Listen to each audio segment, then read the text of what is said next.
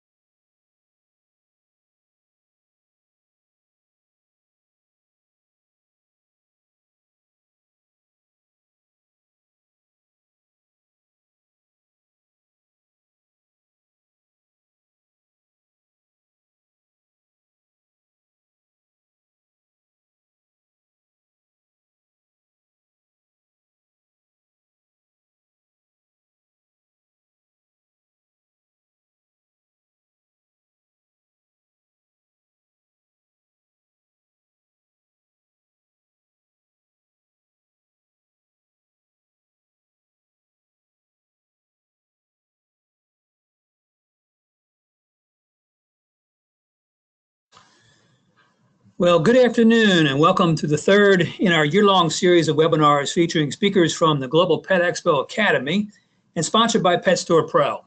I'm Steve King, president of the Pet Industry Distributors Association. It's my privilege this afternoon to introduce our speaker, Lori Kleinman. Lori's HR passion comes from her no-nonsense approach and 35 plus years of experience as a consultant and business owner. Having walked in attendees' shoes, Lori understands the nuances of HR and how to strategically pull HR and business together, ensuring that everyone's best interests are considered and maintained. Lori took her home-based consultancy in 1998 and built it into $1 million business that was acquired in 2007 by Fortune 500 organization Arthur J. Gallagher. She stayed with Gallagher for 7 years, building a national practice until the entrepreneurial bug caught her again in 2013. With a master's degree in human resources, certifications at the highest level from the industry, and membership in the elite National Speakers Association, Lori has the basis of knowledge to drive results. We're delighted that she is with us today to talk about recruiting top talent for your business. So Lori, please take it away. Great. Thanks a lot, Steve. I am excited to be here with everybody. Let's talk about recruiting, which I know is on everybody's mind as we get started. Now, Steve told you a little bit about my background, but what I'd like to share with everybody is just the understanding of how my career has evolved.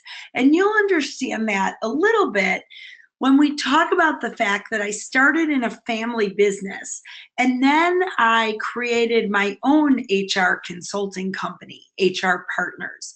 That grew to be about $1 million in sales and 6 people working in the basement of my home until Arthur J. Gallagher came along and bought the business.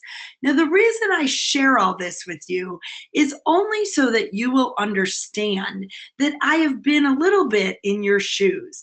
I've worked in a family business, I've been entrepreneurial, I've worked in larger corporations, and that helps me understand the world almost all of you are coming from. Today, I have my own business, once again, because I'm just an entrepreneur at heart. And what I do is really work with organizations just like yours to bring the HR topics into organizations that don't have their own HR people. Just so you know, I do have a master's degree in human resources, and I'm certified in our industry at both levels. So I know a little bit about what I'm talking about. So let's talk about how the next hour or so is going to go. I am going to give you a lot of high-level ideas to help approach the world of recruiting in a better way. Just so that you know, I don't have all the answers, but hopefully I'm going to give you some tips and suggestions that make things work. I want you to participate. And here we are on a webinar. You might be wondering, how am I going to participate? You can do one of 2 things. The best is probably to put questions in as we go. I am happy to stop during the program. If you have a question on a particular topic, I will go, I can see those and I will answer them at the moment. We'll also have about 10 minutes at the end. But along with participating, I want you to take action. So if you notice under the handouts, we've got all the slides ready for you with space for you to make notes. So please print those out if you already haven't done so and take notes as we go. I think you'll find it to be the best way for you to get the most out of this webinar. So let's jump into the content. Enough administration. There are 7 steps in the recruiting process. And I'm sure for many of you, you're thinking, oh, come on, I don't have time for 7 steps. If you skip any of these steps, I would suggest that you're not going to have the most successful recruiting experience. And the reason this really matters is because my best tip in recruiting for you is to retain your top employees so you don't have to do this very often. If you go through all 7 of these steps, well, I guess I can't promise you they'll stay a long time, but I can tell you you have the most likely success rate if you do. So the first thing you want to do is clearly define the position. Really take a step back and understand what you're looking for. Then you're going to market that to the candidate. Just like you advertise your business, you want to be advertising the positions. Then you're going to screen the applicants and interview them, eventually select your new team member. Offering and negotiating that position isn't always as easy as you wish it were. And then finally, we're going to onboard those people. Onboard is different than orientation, and we're going to talk about that in the end of our webinar together. So we're going to go through these steps in our next hour or so together.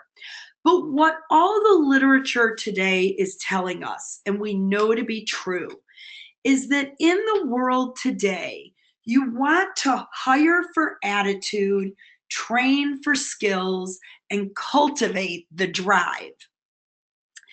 Don't always look for somebody who's worked exactly in your business before.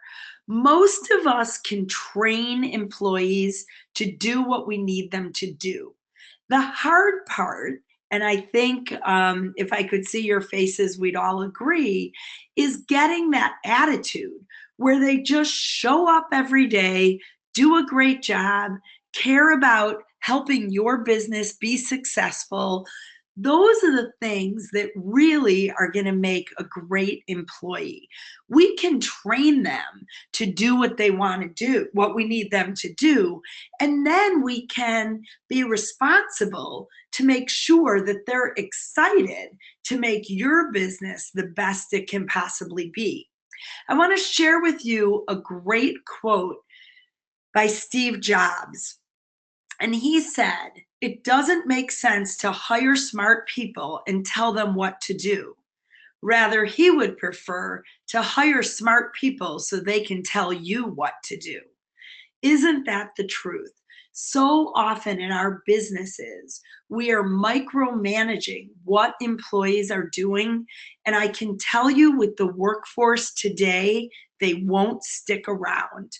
Employees want to be engaged in your business, and they want to feel like you are valuing what they bring to the table. So keep this quote in mind as we go forward. When we talk about recruiting, there are 3 steps to the puzzle. The first thing is to attract those candidates, attract the people so that they want to come and work in your business. The second step is converting them, making that job offer and getting them to say yes. And then finally, retaining them, getting them to stick around. So we're going to go through all of these sections as we talk in the next few minutes. The first piece is to be the employer that people want to work for. Interviewing is a two-way street, and you want to make sure, especially those people that have retail operations, and I know a number of you do, that your customers are putting the word out in their communities. If somebody says, "Hey, I'm going to apply for a job at Steve's Pet Mart," I'm just going to use a name, that somebody says, "Hey, those are really nice people," or "They have a great looking store," rather than, "Oh, you better think twice when you go in there because those are some of the nastiest people I've ever been around." You have to remember that as a client-facing business, in many ways, you are creating this candidate pool every single day. When you have a position open, you want to use your network to tell everybody you know that you are looking for good people. Don't keep it a secret, as you see in the picture here. Tell people at industry meetings, at local business events. If you are going out to the Chamber of Commerce, if you are involved in a networking group in town, all sorts of things. You want to be letting people know that you're currently hiring. You never know where your next person is going to come from. Think about letting people know where you socialize. Hey, we're looking for 3 new people. People may have a cousin, a nephew, an uncle that they want to send your way. Make sure you're posting these things. As we're talking networking these days, we've got to be talking social media. So put it on LinkedIn, put it on Facebook. Make sure that you are letting everybody know. And that's why I've got 2 checks down there with question marks. I want it to basically be everywhere. Anywhere else you can think of that you think employees or potential employees would hear about your openings, be out there telling people. Somebody missed where the handouts are, I think. They're under, one of the tabs is handouts. So I will let Marcy, maybe you can help answer that person if you would. Now, one of my favorite things to do as part of your overall employee relationship, or one of your policies and programs, is to have a really good employee referral program. Most of you probably don't have an employee referral program. But what I advocate, and I've got a toolkit, but you can email me later if you want to know more about how to put together an employee referral program. If you think about what it costs you to hire an employee in time and energy, the ads you placed, and everything else, know that having your employees refer people to you is an awfully good deal. So I hear all the time that people have an employee referral program and they're giving away $25. Well, let me tell you, $25 is not going to excite any of your employees to help you do this well. I really recommend that you have an employee referral program that gives away a couple $100s, that it is a significant amount of money that helps employees do some of this networking and marketing to candidates on your behalf. Help the employees remember that this program exists by publicizing it. Don't just put it in your employee handbook and forget about it. When you have a position open, send out a notification to all your employees and remind them of your employee referral program.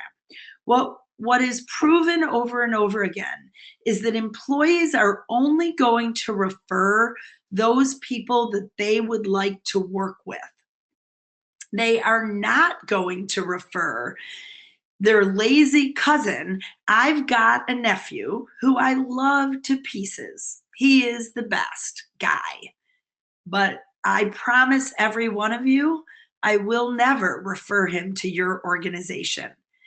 We're not going to go into what's with my nephew Troy, but he's just not a great worker. He will always do the minimum his boss asks him to do. He's actually never lost a job.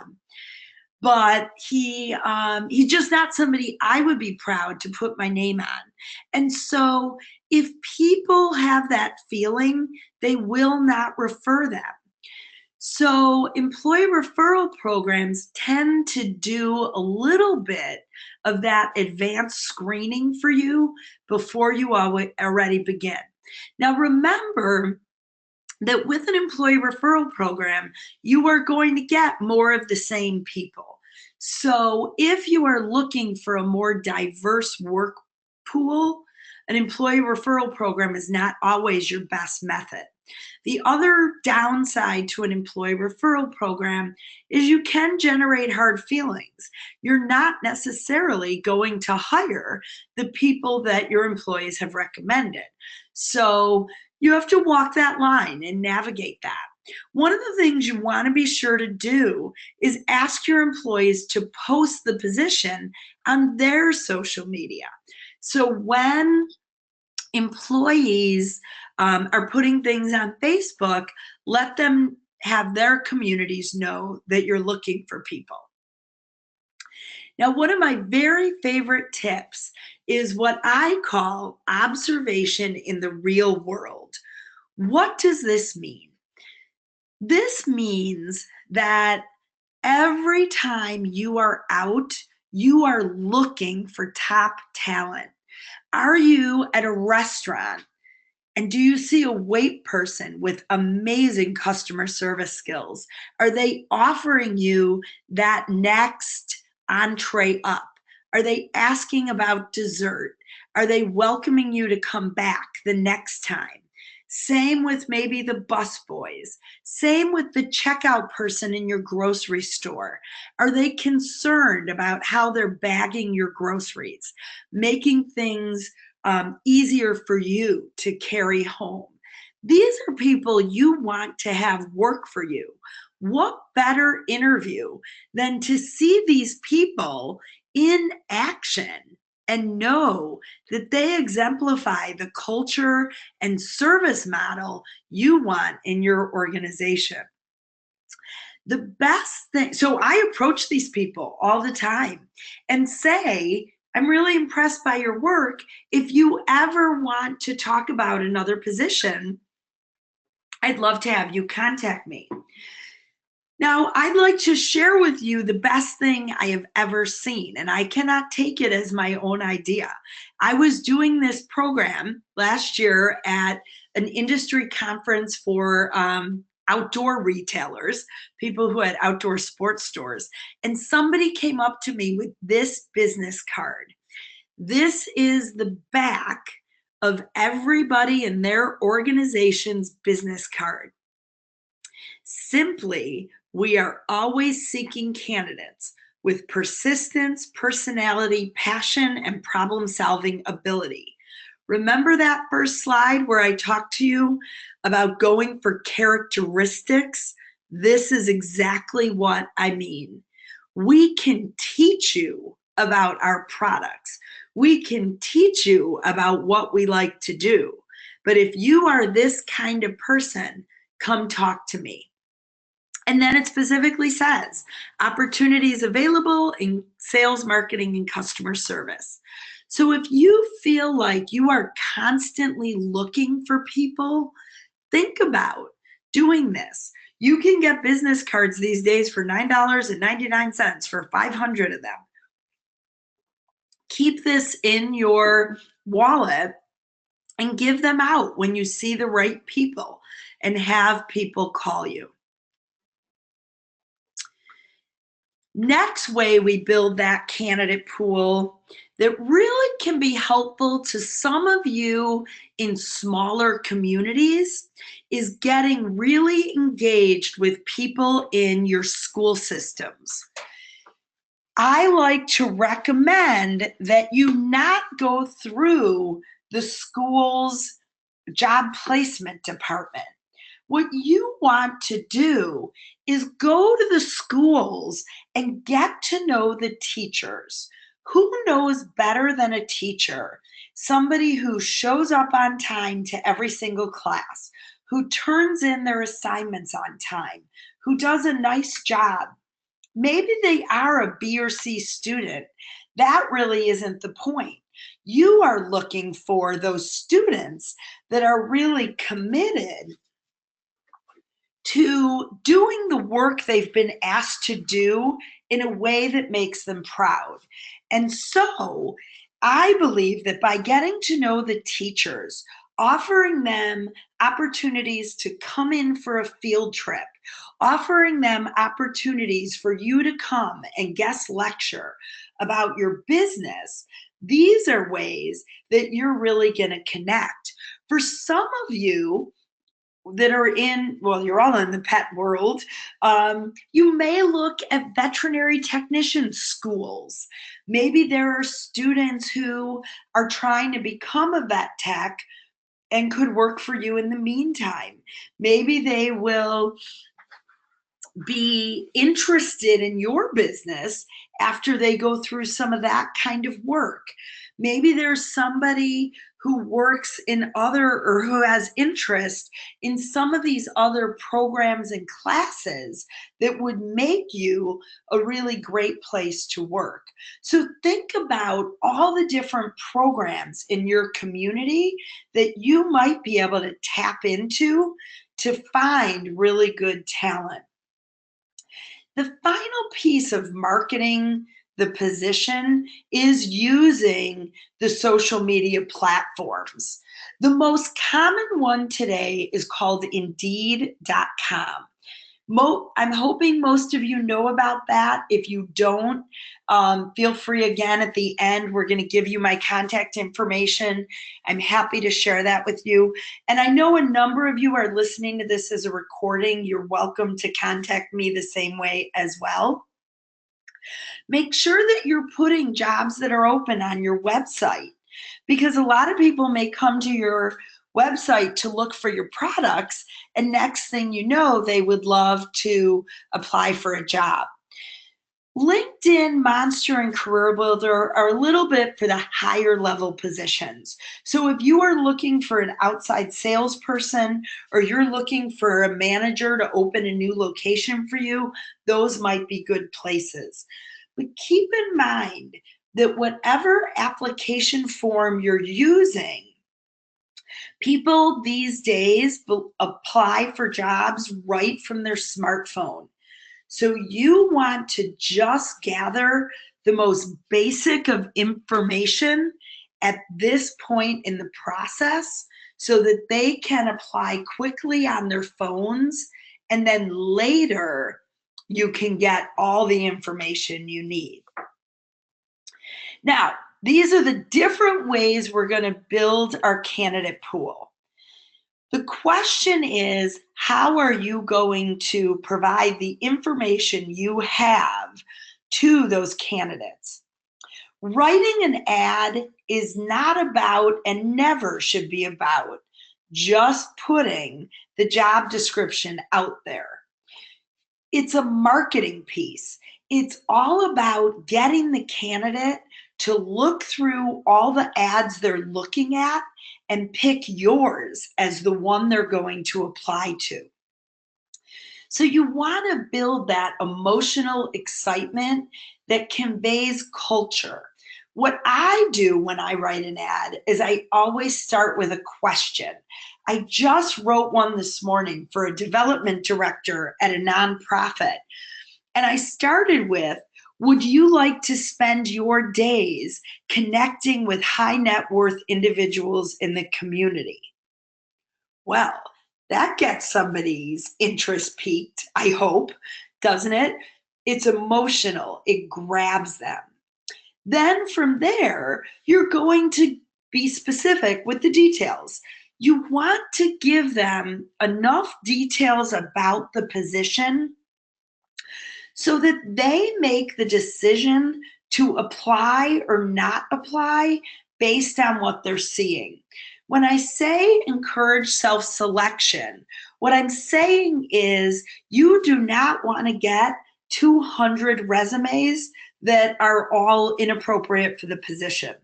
I want to encourage you to end up with 30 great resumes that you can really look at and decide who you want. So the idea of self-selection is the idea of encouraging people, if you are not qualified for this position, do us all a favor and don't apply. And then you're going to give final information on the position and the qualifications and all that sort of thing. So hopefully that makes sense to everybody. I want to show you an ad that I saw recently, and I think it was on a website, and see what you think about applying for this job.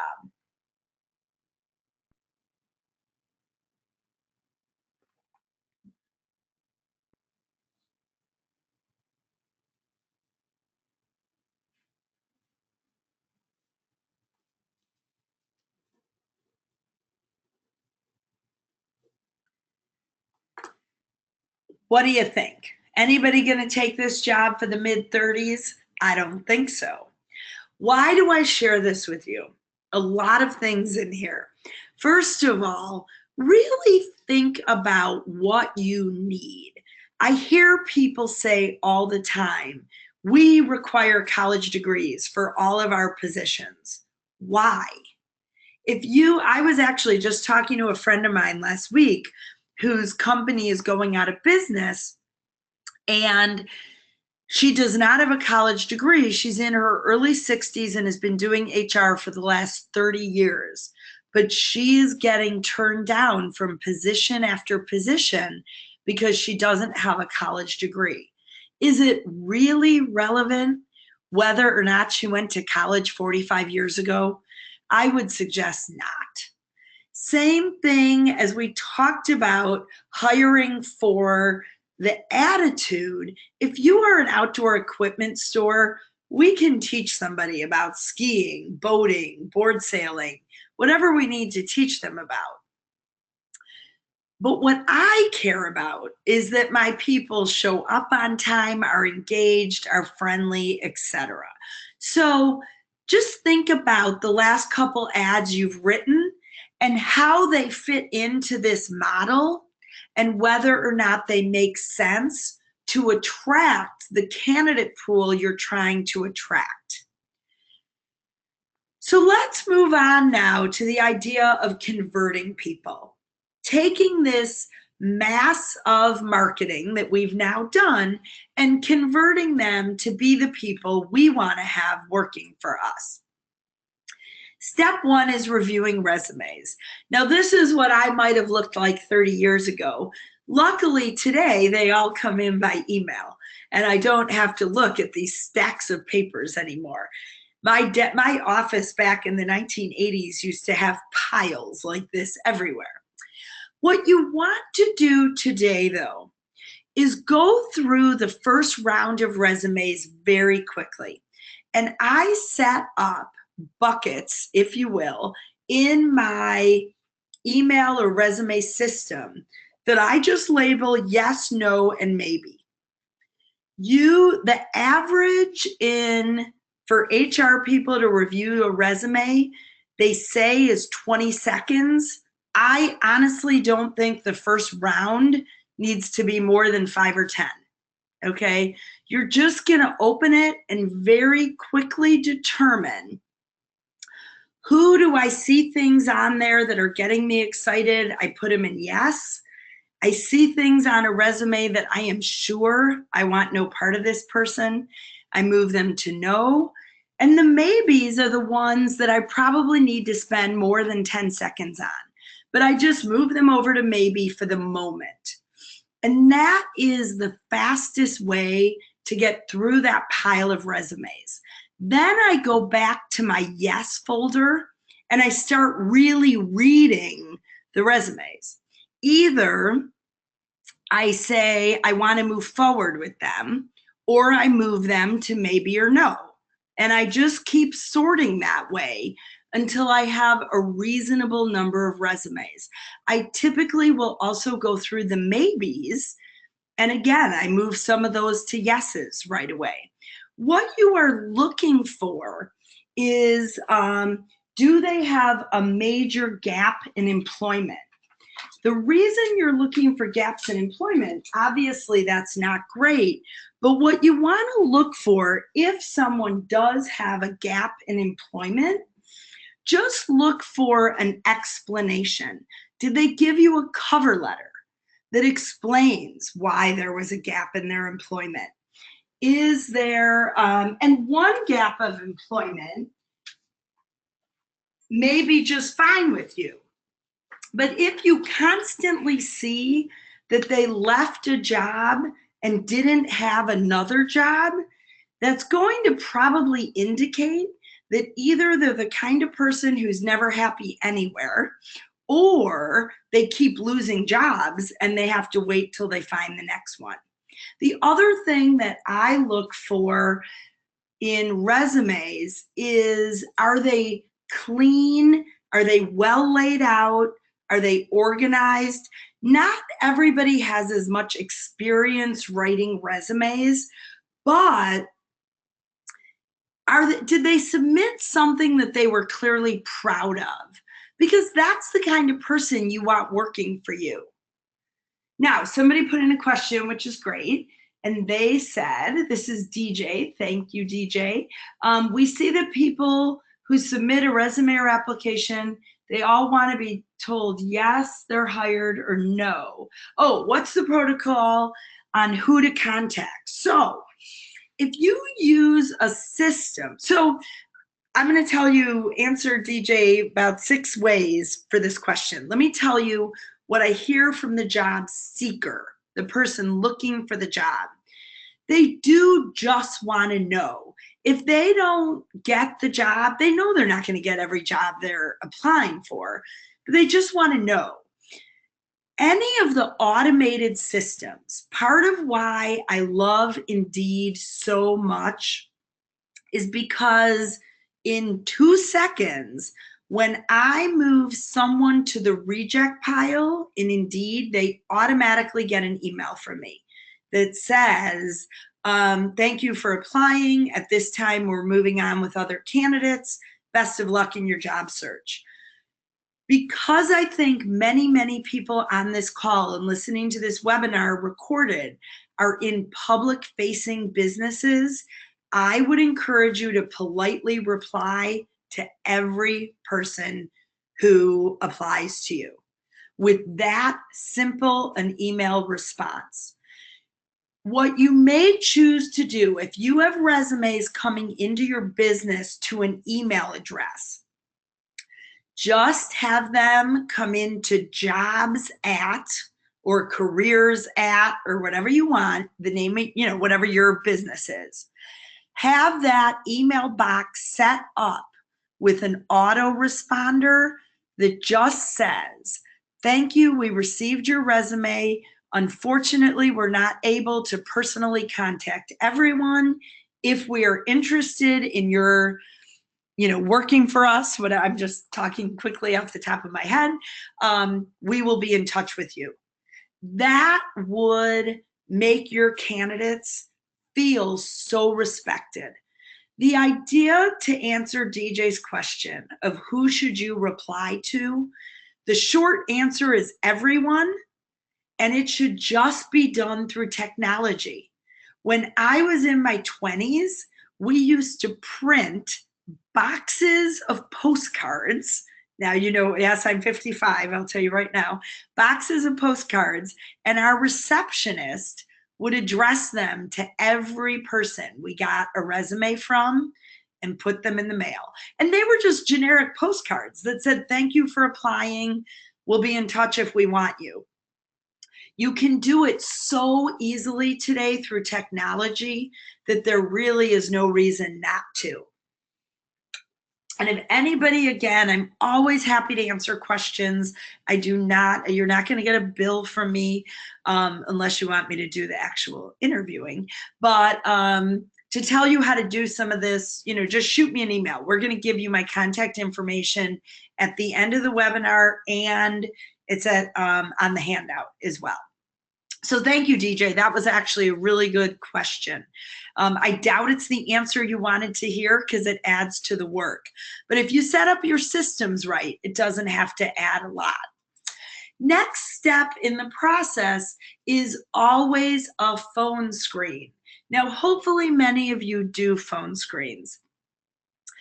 You want to use the phone screen for that quick initial call to determine, can they get to your location? Are they interested in the salary you're offering? All those kinds of the more yes, no questions that you want to be asking people. Because why waste your time if they can't, if it's not going to make sense? On the phone is where I clarify any gaps of employment, what might have happened. The phone is a great time and place to just hear their energy level, to see if they have some of those soft skills that can meet with the culture of your organization. After the phone screen, you're going to narrow the pile down even more and bring in people for personal interviews. Now, my suggestion to you is that for one opening, I would bring in probably 4 people for an in-person interview, maybe even only 3, depending on how the phone screens go. But you want to bring in a number of people. There are lots of different ways to do an interview. And the way I like, so I'll give you my opinion first, is to start with the hiring manager interviewing people. And once you've come up with your final choice, or maybe your final 2, then you bring in the coworkers and you have people meet one-on-one or, with a group of coworkers.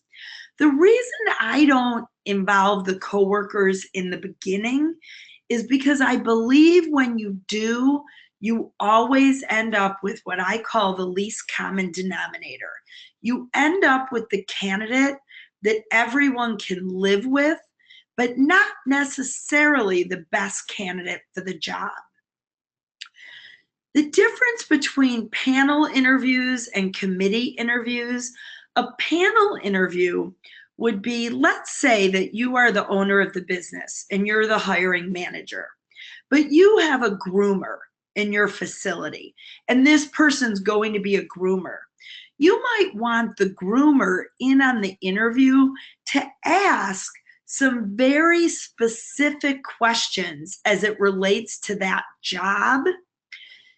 The person on the panel is there to provide subject expertise.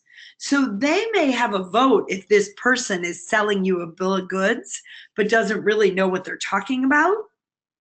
But they're not really there to determine whether or not you're going to move forward with the candidate.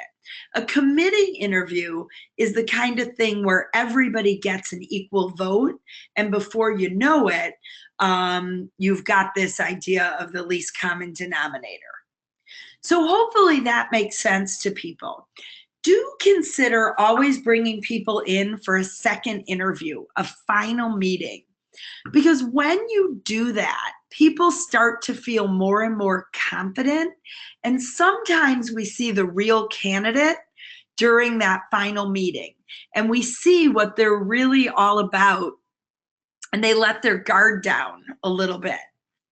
So I think a second interview is often very, very good. Sometimes that final meeting is with the team they're going to be working with. And you may just bring in the final person for that. Maybe 2 people at the most. So that's how I would recommend the interview go. Let's talk about what you're going to ask people.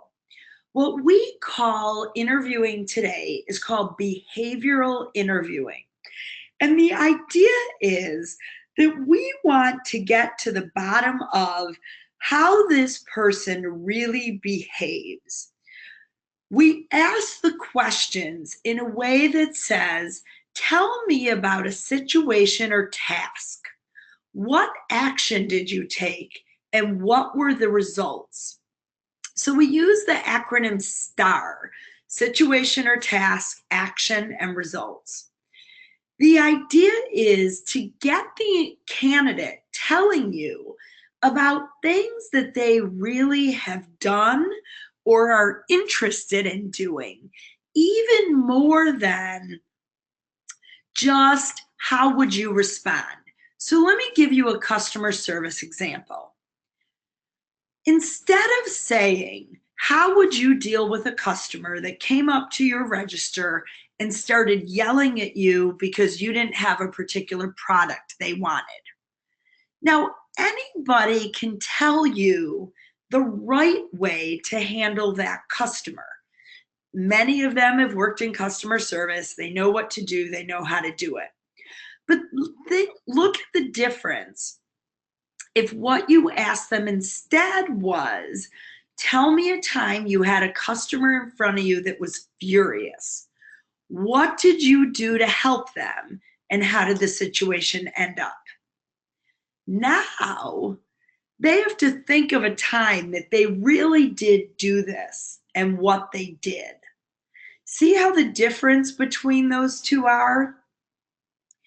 Some of you may still be asking my very least favorite questions on earth, which is, what are your strengths and what are your weaknesses? If any of you ask that after today, I will personally find you and tell you to stop, stop, stop. Because those are questions that people have practiced. All they are going to do is give you the answer they practiced with their mother or husband or someone else recently, and they're meaningless to you. But think about asking this instead. Tell me about the accomplishment last year that you were most proud of. What did you do to tackle that? Now, you're going to find out more about their strengths. You're going to find out about what motivates them, what gets them excited, and is that aligned with the culture in your business? Instead of asking people, what are your weaknesses? How about asking somebody, tell me about a time, or tell me about your last performance review. What on it did it say you needed to work on? And what did you do to get better? Now you're going to find out what their weaknesses really are. Can they accept constructive criticism?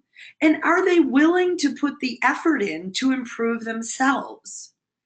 See the difference of asking these different kinds of questions? So that's some of what we like to encourage people to do today. Now, we have to be careful. There are questions that are completely illegal to ask. That said, you can ask almost anything you want to ask. So for example, you are not allowed to ask, do you have to pick children up at daycare? But you can ask, we often work past 6 p.m. Is that an issue for you? You can't ask people what country they're from, but you can certainly ask, are you fluent in any other languages? The one caution I have to give you with that is that you must ask that question of all candidates. You can't just ask those questions of the candidates that might have a different last name, for example. Same with disabilities. You can give people a copy of your job description and say, are there any essential functions that you cannot perform? You may not ask people if they are a citizen, but it is okay to ask if they're legally eligible for employment. So these are just a few. I could do an hour on legal interviewing. But these are just the kinds of questions that I want to make sure that you're familiar with. This I found recently, and I think it's great. These are the top 10 mistakes that hiring managers make. Number one, without a doubt, is just talking too much. You are there to let the candidate talk. You don't want to tell them too much up front, because if you tell them at the first 5 minutes all about the job, they are going to answer the questions you ask them in line with what they know the job is all about. It is recommended that more than one person interview, because sometimes you miss things. It doesn't mean you have to be in the room with the second person at the same time, but have one candidate meet a couple of people and get feedback. Don't be quick to judge. Sometimes in the first 3 minutes we say, oh, I don't like the shirt they're wearing. I don't like the car they drove up in. Get to know the whole person and try not to remember everything. It's okay to take notes. You want to be taking notes during the interview so that when you get to the end and you've talked, maybe you're doing the phone screen, you've got 10 candidates, you remember a little bit of each person. Don't ask yes, no questions. We just talked about that. And really realize that the pressure to hire can make you hire the wrong person first. I've got somebody I'm working with right now where we're having a really hard time finding the right candidate And I keep encouraging them to just wait so that we don't hire the wrong candidate and find out later that we have to start this all over again.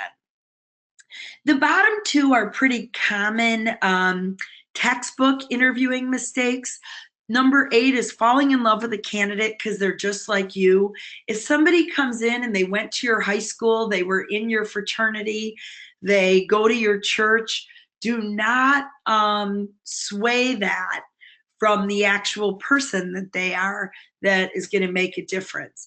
And the same is with being impressed by one skill. The skills are not going to be what makes somebody a great candidate. You want to look for those competencies that really tell you they're going to fit in with your organization. So now we've decided who we want. And the most important part is we've got to bring them onto our team and decide we are really going to retain them. One of the things I like to talk to people about is only retain the right people. There are people that need to leave your organization. So you want to keep those people that are going to be your future top talent. Top talent does not only mean people who do a good job. The top talent in your organization are those people that are going to be aligned with your mission and help drive your organization forward. So you want to look beyond just performance and behavior. You want to really understand what somebody's potential is, that they have the talent you need and are engaged with your organization and your mission to really help you move forward. Finally, all the things that you might assess, you want to make sure they have the ambition to do what you're looking for in a person. So I promised you at the beginning we were going to talk about effective onboarding. Effective onboarding is a 3-month process. Orientation is day 1. That is when we show people what's going on, where the bathrooms are, when they're going to eat lunch. We give them their paperwork, all those kinds of things.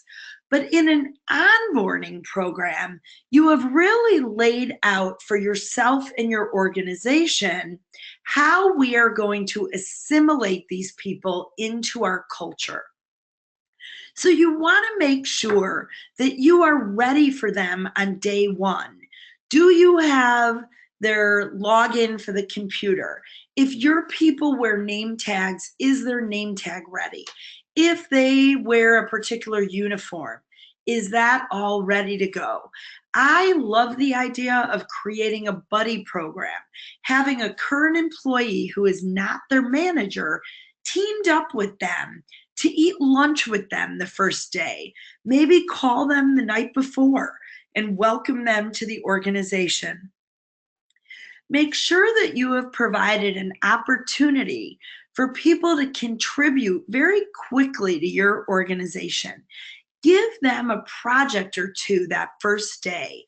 There is nothing worse than somebody coming into your organization and being told to stand at the front register and watch somebody check people out while for the entire day. You will lose them the day they start. Emphasize that this is a job they need to learn.